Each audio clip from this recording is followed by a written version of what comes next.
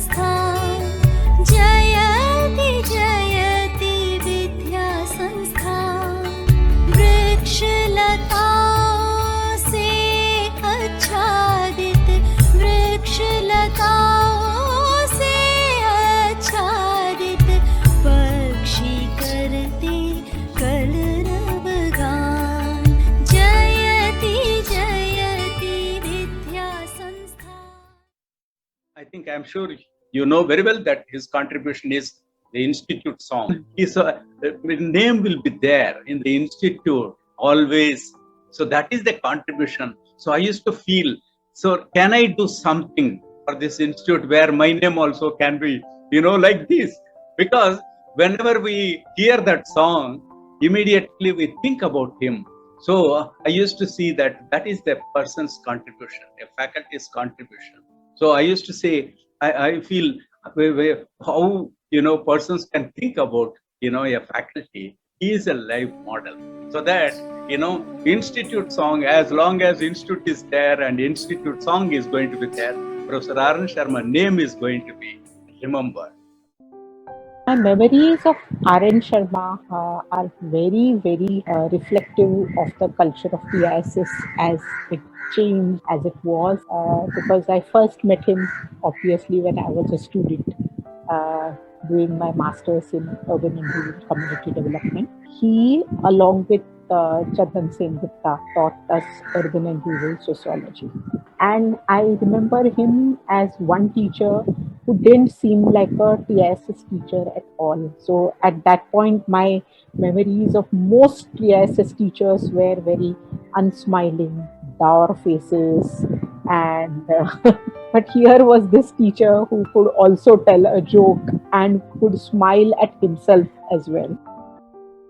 So my journey is really amazing, so awkward, so bad, but so revealing and so inspiring. I was always, quite intelligent and quite notorious.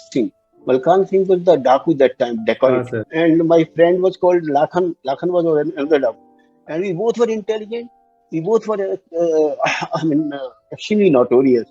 So when we appear in exam, we will come to the highest. And they used to wonder that how these boys, after creating so much havoc, and they get first class, the best mark, possible marks. I did my school, then I did my high school from one city. I went to a city, stayed with sister. I did my high school. From there, I went to another city. From there, I did intermediate, all first division. And BSc part 1, when I was appearing, I saw one book written by Karl Marx, but in Hindi, I got it. It was given to me in Firozabad city. Firozabad city is very close to Agra. My village, parents were from village. They also didn't say, beta, theek karo, beta, achhi tarah se karna, beta, achhi tarah se padhna. The point is that Karl Marx book still in my mind. So I thought, let me appear for any exam. IIT Kanpur sent the advertisement. You won't believe I got selected for doing PhD in sociology. Imagine from Roorkee University coming to sociology. It is absurd. Then my friends actually said this. This is absurd, RN. What you are doing? Don't do this. If not today, tomorrow you will get something. I said, actually, let me do. And you won't believe, that time I got 56% marks. 56% marks in sociology were very good marks. Today 56 will be just like actually failing.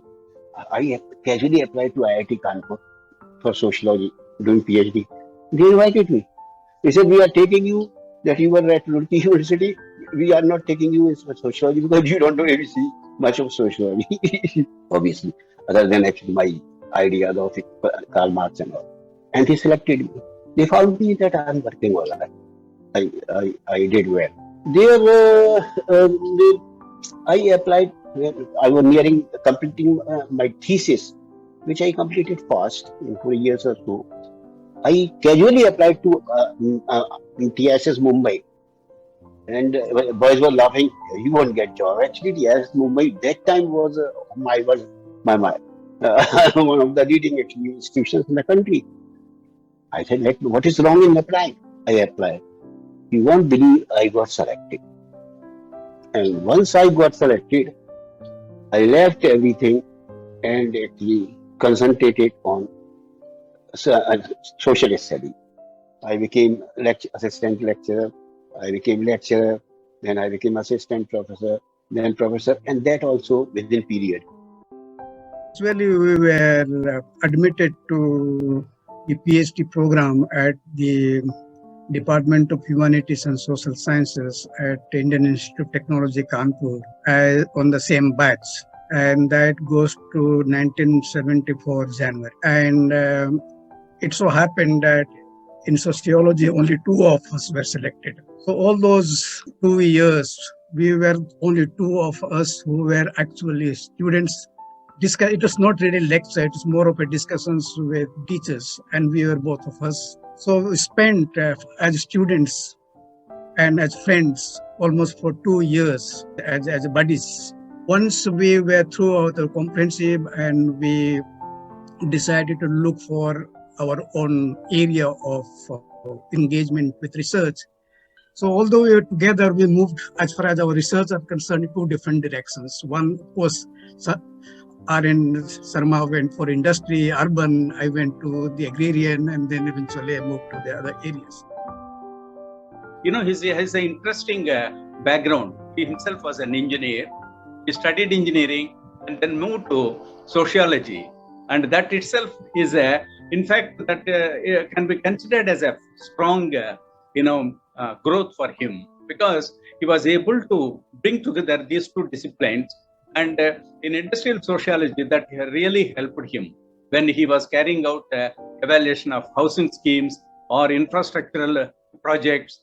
And this really helped as an engineer and also as a sociologist. So this is a very rare combination which people have. And this he had, shown how it should be. Important, observation when we think of Professor R.N. Sharma is that he also came from rural background, and also when I joined here as a young faculty, he was personally involved in seeing that I was able to stabilize myself not only in the institute, even in the campus, in the city as a whole. So he used to guide me personally, saying that this is the places where you have to go. These are the places where you can move, because I myself was a migrant and I have no idea about the city and what are the... When I met him, the idea of a professor was completely deconstructed.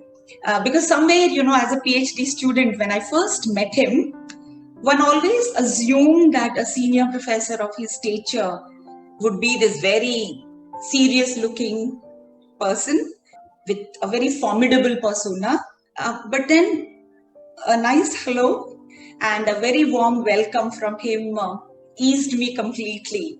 All of a sudden, I kind of realized that here was a person who was so down to earth, who carried his very scholarly work very lightly.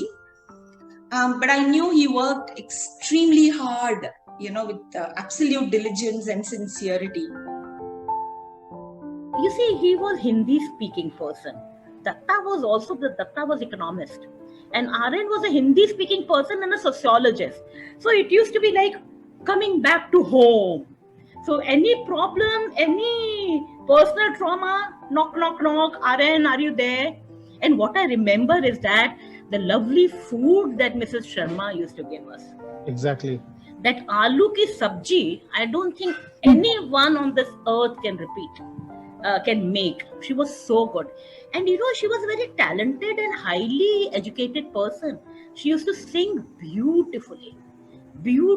She had lovely command on singing. He was one person who was supportive, approachable, very friendly, speaking Hindi, and a person to whom you can go and discuss anything and everything. Especially related to academics, not so much personal life. In fact, I don't know. It was, like everything was academics. He was a person who could keep balance in his interactions. Like every person, whether you talk to Dr. Bhatia, whether you talk to Manjula, they all found him very approachable, very supportive, like I found him.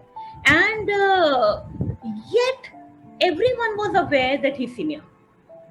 That power of position was always there with him, even when he was being very friendly, even when we were singing together, even when we were just having a get together in somebody's house.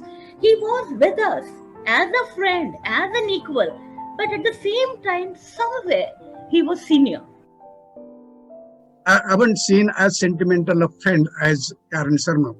When I was leaving IIT Kanpur for Guwahati, he came to see me off, me and my wife.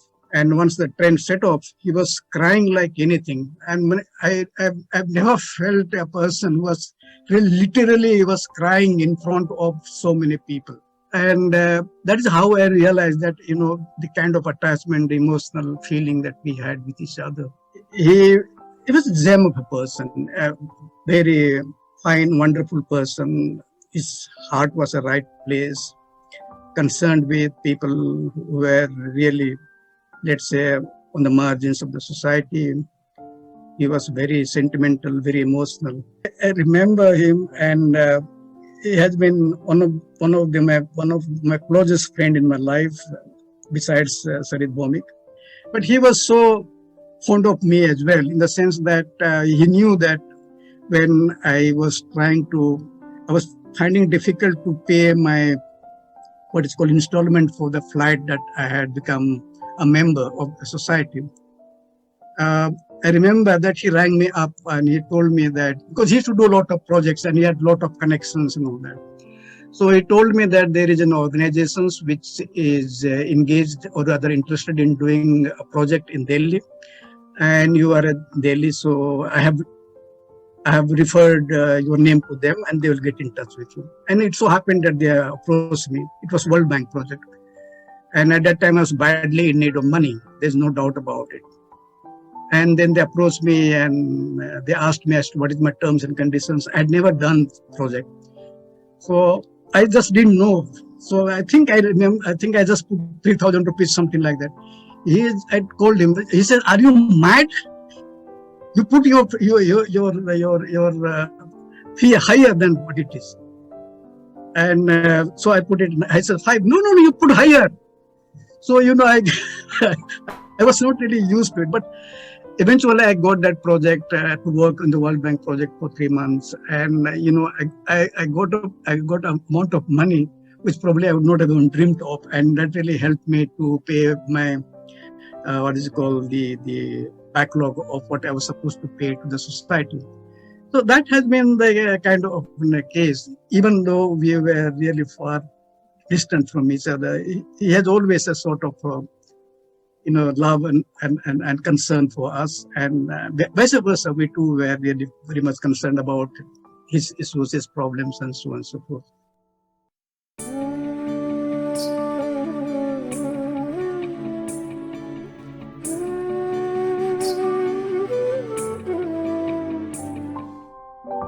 See, why we studied urban studies, we essentially studied because I had 3 things in my, that you can say qualification, ability, whatever. That is emotions, sensitivity, and common sense. These 3 things really I never left. Rather, and I used to go to ADB, World Bank project, the number of projects I did, Asian Development Bank. But then everywhere they say, so what is your expertise in their language they will speak? And I would say, to be honest with you, I hardly speak lies and all that. I don't have any expertise in anything. I have common sense and I have sensitivity. And these common sense, sensitivity, and little bit intelligence, of course, all combined bring me here. So I did actually this BSc part was reading after Karl Marx. I became little bit Marxist, to be honest with you. So-called Marxist, pseudo-Marxist or whatever we call. Till he was there, I say that from 2003 September somewhere to 2012, in lots of sociology I really studied, that I consider myself now half converted sociologist now. I mean, totally gone into that side. And one thing he had, I mean, when I joined, obviously when I joined there, I went to meet him, and he said that, have you come? Yes, I said yes. So, Bachu, you have to work hard here, huh? There was this World Bank project uh, about concurrent evaluation of the slum sanitation program in Mumbai. And while I had done by then significant work in slums, both around research as well as I had a very strong background in field work within urban slums. Uh, Taking on a World Bank project which requires strong CVs, and I was like a uh, assistant professor at that point in time. And R.N. Sharma was a big one. So R.N. Sharma, Surinder Jaswal, they became the co-PIs on this project along with me. And I think the most creditable thing was they also mentored me through the project, R.N. Sharma in particular, I would say, because I didn't know zilch about the overall project administration in TISS.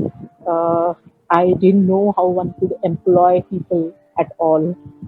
And so RN was the one who not only helped me through all of these things, okay, but who also made things so smooth, okay, while and allowing me constantly to be the center point. And which is why I say for me, that was the culture of TISS, right? In some ways, mentoring people, handholding people, and you became so smoothly part of this entire thing. Uh, so he never forgot the fact that I was the PI. And then while doing this project over a period of some 3.5, 4 years, so you also became aware of okay, between 2 and 3, one should not disturb and go to his room at all. You have to gently knock if there has to be anything urgent in that period.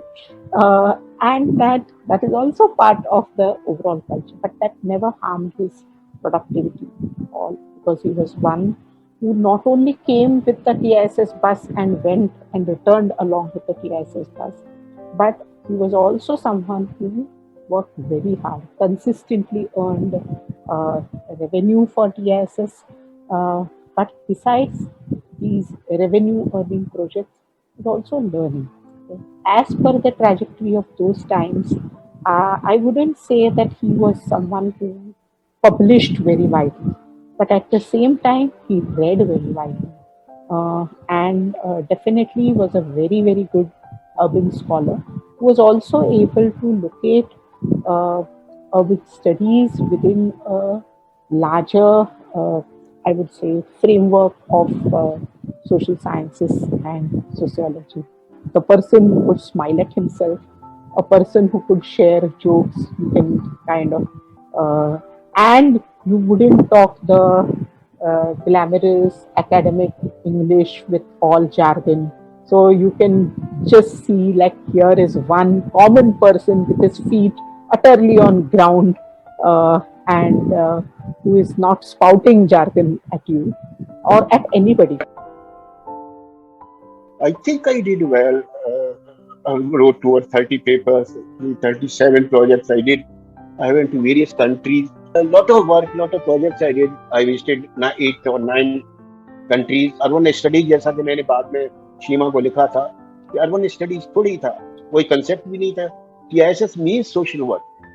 वो तो ये क्या हुआ कि deemed university RMIT Desai ने कराने के लिए UGC के थ्रू जब इसको एक्सपेंड करवाया, तो UGC ने ये कहा कि ये नहीं कर सकते तब तक जब तक कि और डिपार्टमेंट हो. केवल सोशल वर्क में deemed university means so many courses, couple of courses. And this is how Unit for Urban Study and Center for Rural Study, Center for Education, John Kurien जिसमें था, इस तरह से कई सेंटर फिर बने. और आरती हैप्सूर जैसे लोग, रामचंद्रन जैसे लोग, इतने पढ़े लिखे, जॉन कुरियन था, वो एजुकेशन में था। तो कुछ बहुत अच्छे मोमेंट्स उनके साथ जो है रहे हैं।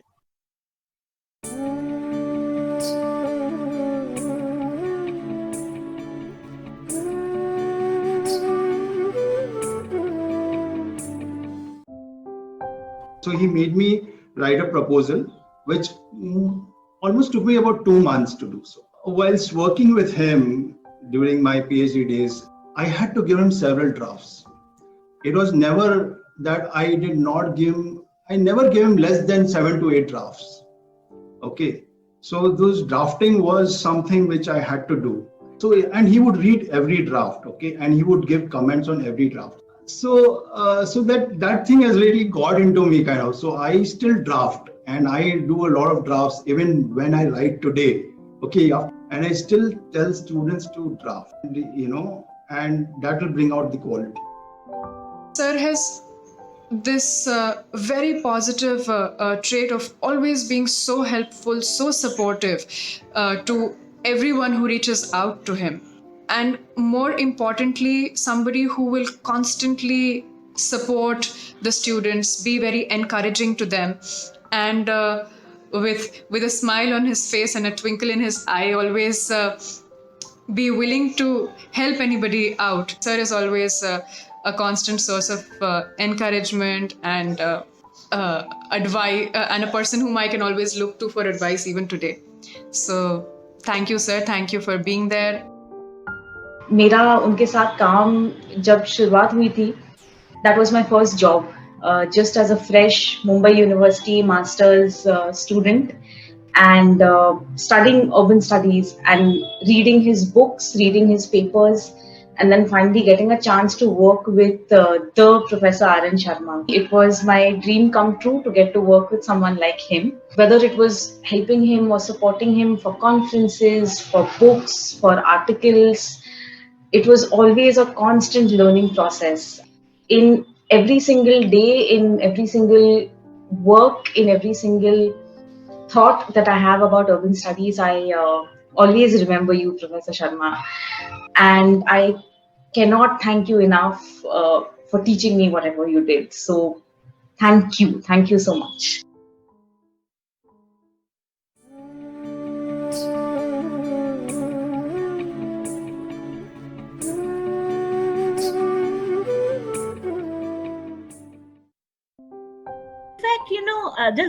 Because Shaban started ghazals and everything, a creativity, and I will come back to creativity later part, a sensitivity towards this aesthetic world of plays and ghazals, but with a rustic sense.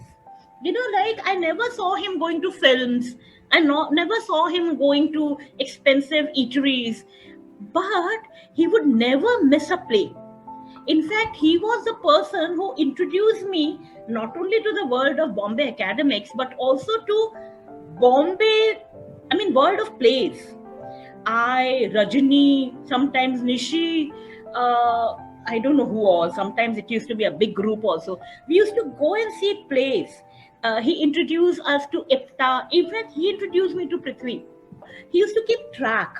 And every important and strong place, he used to make a point to see. And sometimes we used to tag along with him. I still remembered one play, Ekshap, which I saw with him. It was a very mythological play. The play is still with me. If I close my eyes, I can start seeing the scenes. It was so strong. And the plays used to stay with him. Rajini got a very interesting ghazal by Farida Khanum. उस समय it was not so popular. Farida Khanum, आज जाने की जिद न करो. तुम लोगों ने सुना ही होगा. It's a fantastic ghazal.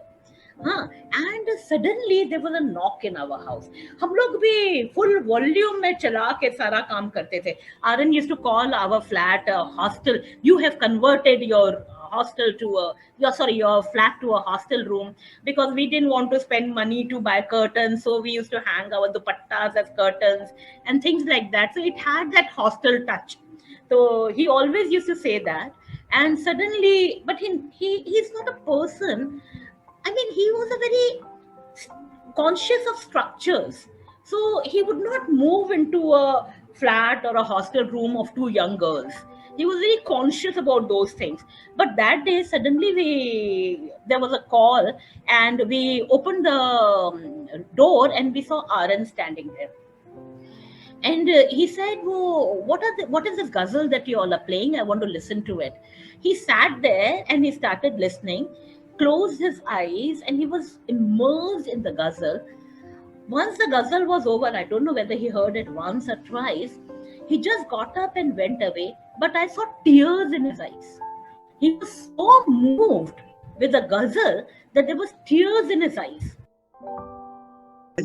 He was also very deeply interested in literature, and one of the things that he was very much interested was theater.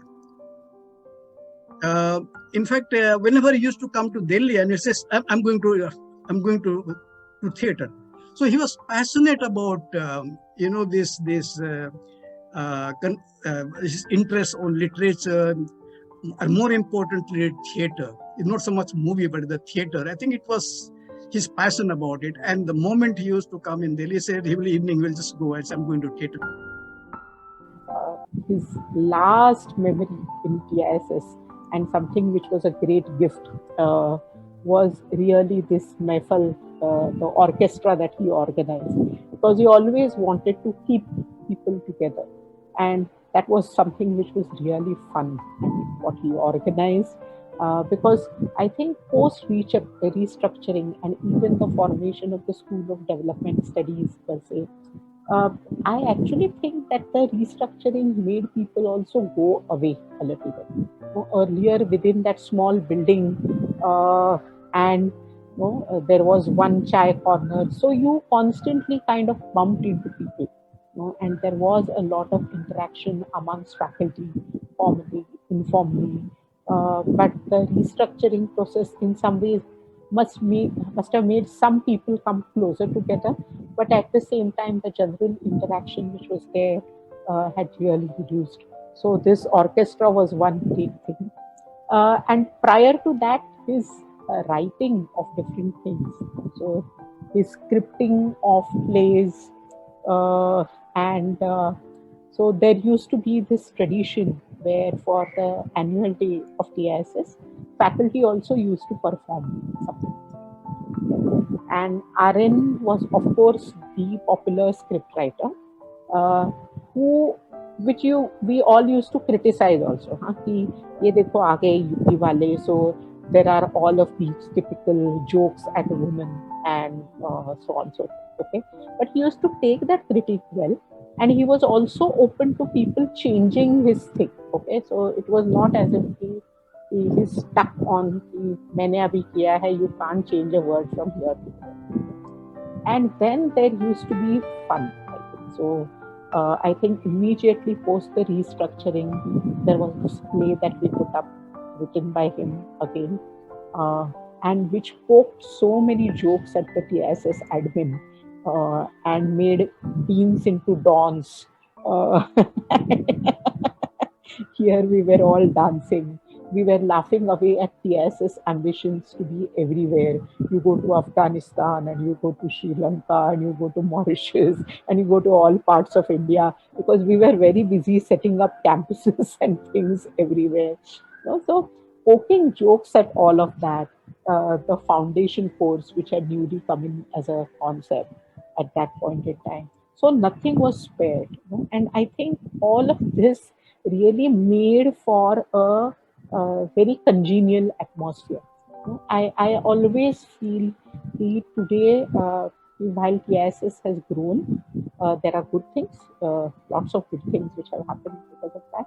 But at the same time, we have never been able to give younger faculty, newer faculty, because all new faculty may not be young necessarily now. But we have never been able to give them this kind of an experience which I had. In fact, he was instrumental for me even to join badminton, to play badminton in the campus, because he was already very senior. So he started, telling me that you have to. When I entered into the campus, I also joined with him in the team, badminton, court. We have a team. हर राह चलता हूँ बड़ी तेज रौ के साथ, बहुत speed के साथ, पहचानता नहीं हूँ अभी राह वर्गों में। बहुत इंटरेस्ट था मेरा, क्योंकि मेरा जो है हिंदी लिटरेचर में, अमेरिकन लिटरेचर में, रशियन लिटरेचर में, हिंदी में प्रेमचंद के ऊपर मैं मतलब जान देता था। जो है इसके चित्रलेखा मैंने पढ़ी थी 8वीं और 9वीं में। मैं चित्रलेखा 8वीं क्लास में मैं चुपचाप जो है, जब मैं लिहाफ ओढ़ लेता था और चेहरा नहीं दिखता था, तो मेरी माँ समझ जाती थी ये कोई ना कोई उपन्यास क्या पढ़ रहा है। लेकिन मैं खराब उपन्यास नहीं पढ़ता था, अच्छी लिटरेचर पढ़ता था। तो लिटरेचर मैंने बहुत पढ़ी, गोरकी का, इस तरह से दोस्तोयेवस्की, सोल्जेनित्सिन और हेमिंगवे, तो और short stories, best short story ये मेरे को आती। और शेर व शायरी में तो बहुत ही ज्यादा आती मेरे को। ये समझ लो कि अगर वो शेर जो है इनका है लुधियाना का, सारे लुधियानवी का, हाँ, या तो ऐसा लगता था आंखों में आंसू आ जाते थे। जो है गुलजार थे, और मैंने खुद जो है जो भी, हाँ, एक और चीज थी जो मुझे बहुत ज्यादा थी, वो थी प्ले देखने। नसरुद्दीन शाह को मैंने प्ले में देखा है, जो है शबाना आजमी को देखा है, रीमा लागू को देखा है, और नसरुद्दीन शाह तो इंग्लिश में और स्टेज पे फैंटास्टिक। ये समझ लीजिए कि Talat Mahmood, so much I appreciate, so much I like. There was a program in IIT Kanpur, and myself and my wife, we two were there, and we lived for 600 rupees per month as research assistants that time, or 1976 or so. So Talat Mahmood had come. There was a program of Talat Mahmood, and Shamiana was there. Talat inside actually singing, concert going on. You won't believe, I didn't actually have so much money to purchase the ticket. So रंजिश ही सही दिल को बुलाने के लिए, या वो जो है और जलते हैं जिसके लिए, मेरी आंखों के लिए ढूंढ लाए वही गीत में तेरे लिए। तो आप विश्वास नहीं करेंगी, दिस इज ट्रू, कि मैं इमोशनल तो हुई। तो I was crying not to because I don't have money to purchase the ticket and see Talat Mahmood, but because of actually his shairi. Then in Mumbai, when I shifted to PISL years back, I got opportunity in another concert where I saw actually Talat Mahmood. So this Mehdi Hasan, Begum Akhtar, Runa Leila, number of them, they have been my favorite.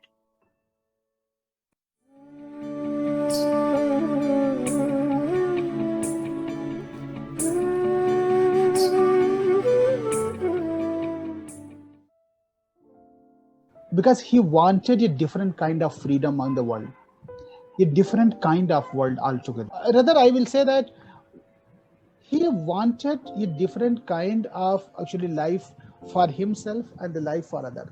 The first thing was for him was freedom, unquestioned freedom. And I think any individual will want that unquestioned freedom, and any intellectual will want. And most of the time, if you look at the one category of the people who are slightly more intelligent, they will need that, because they will need that kind of transcending those boundaries, moving out from those limitations.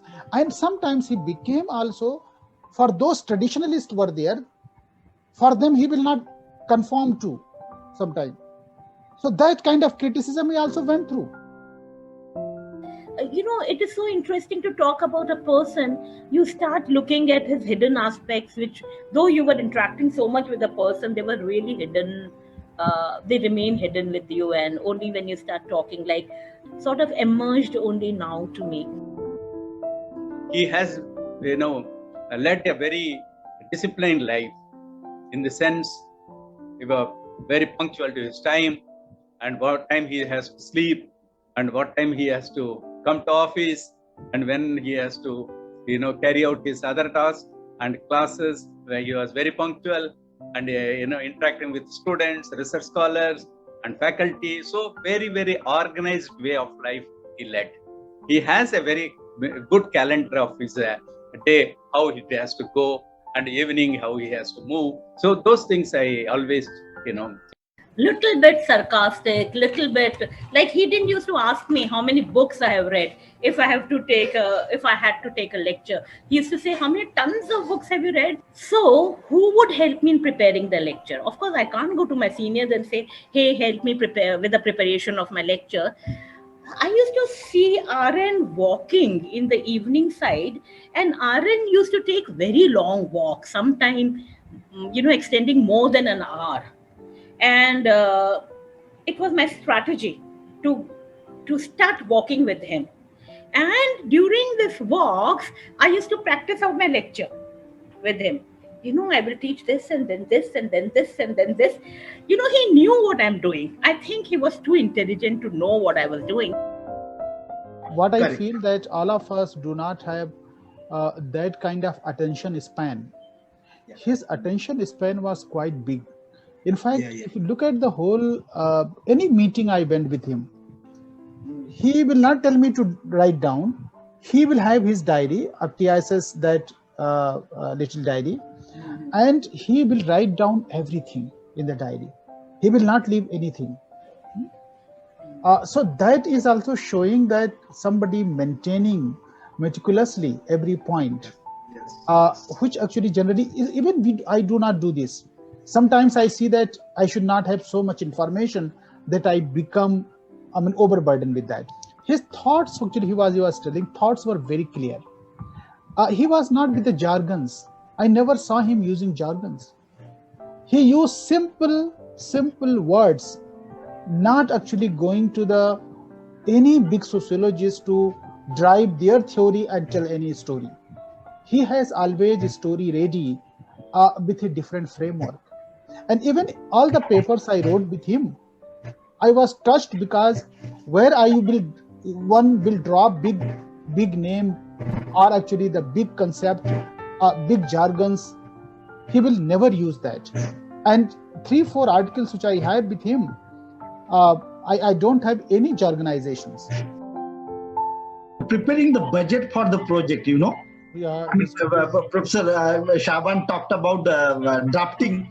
I think whatever drafting of notes that I initially learned, now it is still with me, because the way I used to observe him writing and word by word, and sometimes even Ranu, I don't think I might have shared it with anywhere. I have still, there might be some file, or I might have disposed it off. I used to keep a photostat copy of his blue noting sheet, so that in future, when you write the notes to the director or to the account section, to the personal section, my God. And even, he allowed me to write one chapter. And when I wanted to write one article of my first project on manual scavenging in the Indian Journal of Social Work, then I went to him and I said, sir, you will be co-author.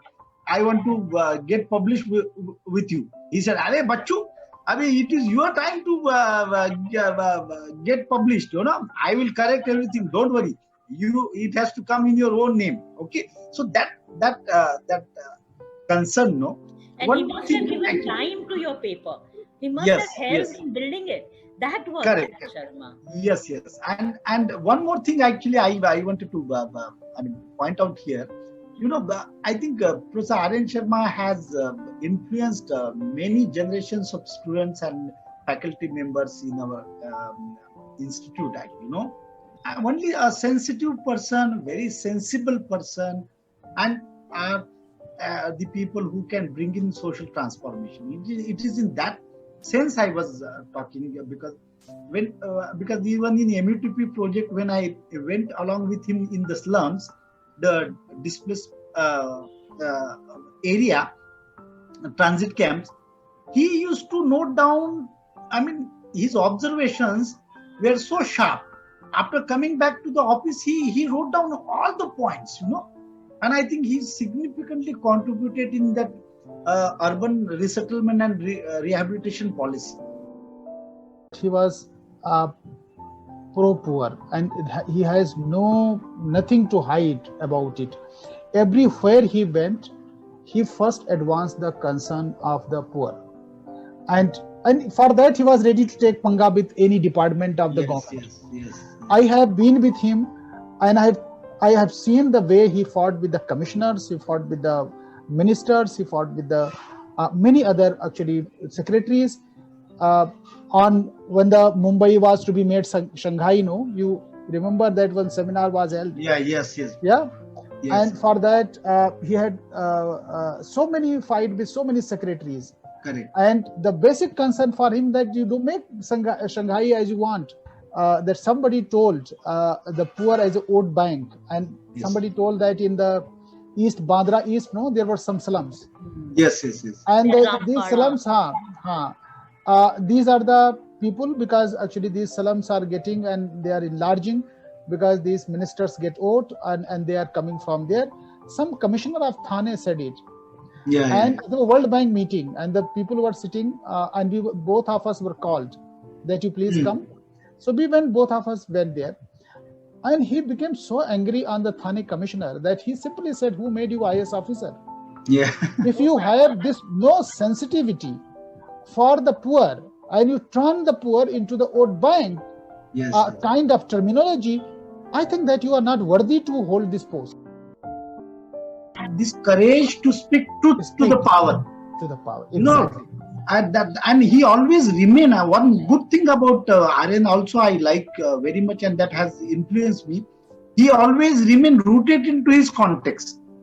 Although he studied Foucault, Derrida, he must have discussed, but I have never openly, because otherwise people flaunt their ideology. I am a Marxist, I am this scholar, that scholar, and talk about various ideology, and you don't Exactly. those ideologies are not even applicable to your context. But Aryan never did that. Aryan allowed his context to throw his own concept, to throw his own frame of reference, and also his methodology. I think he was very meticulous. All this, I think nobody in the TISS or in any institute of the India would have conducted the Hawker's survey that he has done. My God, that commissioner's office used to be some primary school. He had recruited around 150 investigators, and the whole census of hawkers, the whole, Bombay Municipal Corporation was, was looking at the face of Professor Aryan Sharma. How did these people completed this survey, and so meticulously? So I think his scholarship, I think, has come from his own realities and his training, and that is why he was a very good observer. I think he was a very hardcore and organic sociologist, I think, because sociology should come from your observations and from your social facts around you. If it doesn't come from, emanates from there, then what is the point actually talking about the bookish sociology? So I think that part of Professor Aryan Sharma is something which has influenced many generations of the students and also the faculty members. By the way, he was part of review committee of sociology department, Mumbai University. And people were recognizing his different approach towards sociology, and they were appreciating it. He did not take the sociology on the face value. Sailesh said, that the context he understood, and in the context there are multiple things. It is not only the jargons which the discipline brings. There's so many other things through which actually really you pursue it. That is something extraordinary. He was really, he always looked for a human scale development rather than a mega development. Because that is actually another big contribution, which I say that I also, got influenced too much with that you do not go for the mega development. And that is where he always questioned, and he wanted to do a project where he wanted to bring the economists, geographers and others, that what is the footprint of these cities. Second thing, he wanted to see that what is the level of inequality between the cities. It is not actually within the city, also the between the cities. So, within the city, we have talked the slum, non-slum, residential, non-residential areas.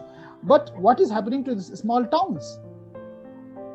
So that actually also approach, and that is where once he went to Allahabad, and he started writing that what the cities are actually small cities.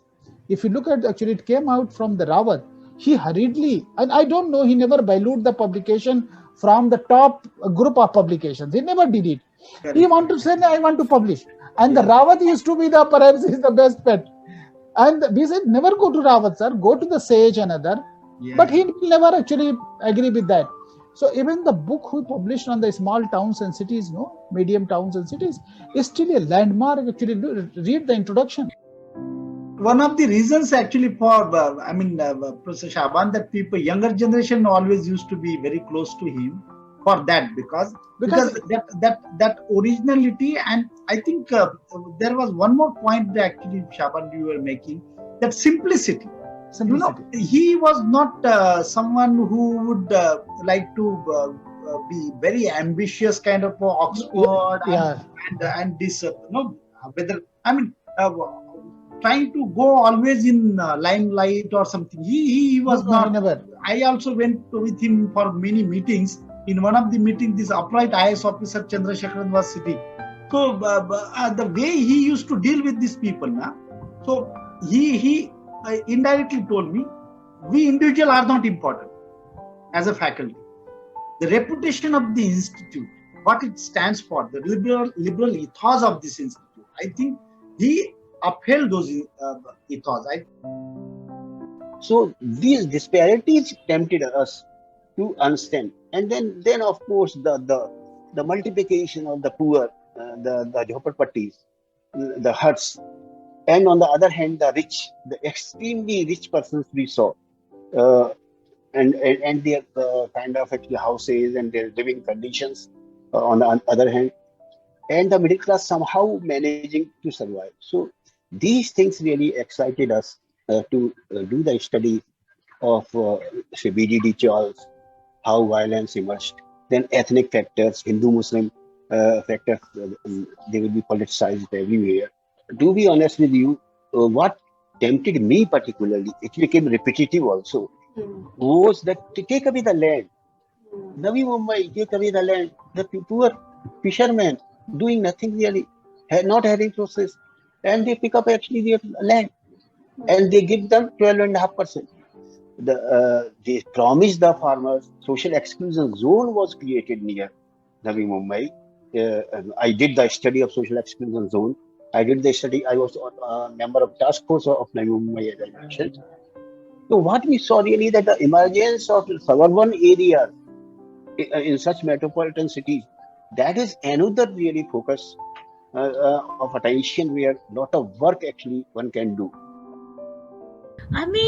His love was his work, walks, and juices. One thing I have learned from R.N. Sharma is this actually, to be very happy with the life. At the same time, you might have a lot of issues and you might be internally even disturbed, but that disturbance should ultimately lead to the social transformation. Many compelling moments in our life, which are beyond our control. And one needs to be located in our own context and in the present, and try and face them and overcome them. This some kind of a very good kind of a characteristic that this he had actually, and we all are influenced by that. Somewhere, I think even in that growth period, RN tried to build bridges and make the institute, I wouldn't say humane as in an artificially humane kind of a thing, but really I think it is these everydayness and kind of laughing, sharing the cup of chai, interacting with each other. I think it is that which really matters.